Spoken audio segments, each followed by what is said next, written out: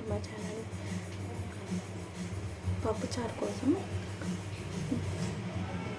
పెసరపప్పు, కందిపప్పు నానబెట్టుకోవాలి.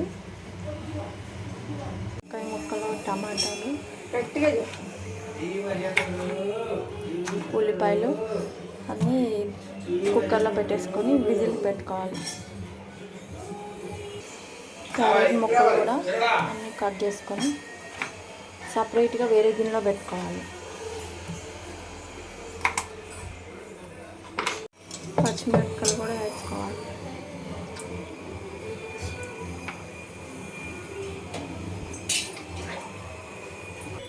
ఫైవ్ విజిల్స్ ఇది బాగా మెత్తగా అయిపోయింది.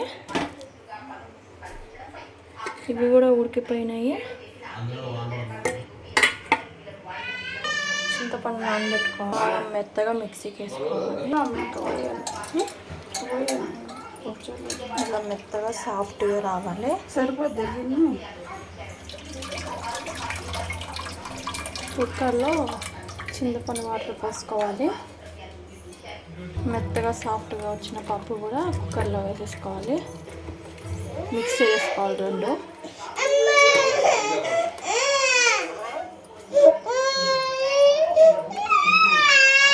స్టవ్ ఆన్ చేసుకొని స్టవ్ మీద పెట్టుకోవాలి.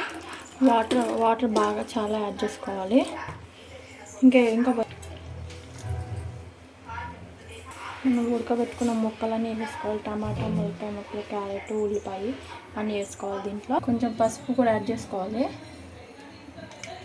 కారం, ఉప్పు,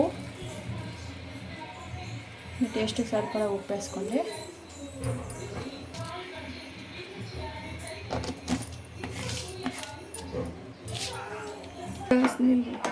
ఇంకా తిప్పుకొని అన్నీ వేసుకొని స్టవ్ మీద పెట్టుకొని బాగా కాగనిచ్చుకోవాలి. ఇలా ఉడికిన తర్వాత సాంబార్ పౌడర్ యాడ్ చేసుకోవాలి.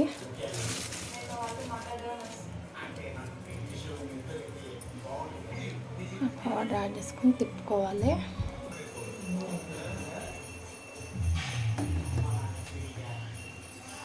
పోపు కోసం స్టవ్ ఆన్ చేసుకొని ప్యాన్ పెట్టుకొని దీన్ని ఆయిల్ వేసుకొని ఆయిల్ హీట్ అయ్యాక కొత్తిమీర కూడా యాడ్ చేసుకోవాలి. ఇందులో ఆయిల్ హీట్ అయ్యాక ఎండుమిర్చి,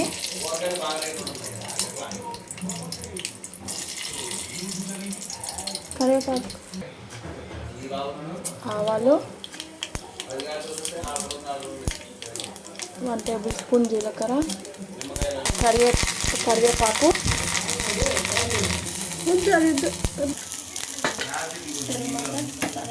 సాంబార్లో పోసేసుకోవాలి.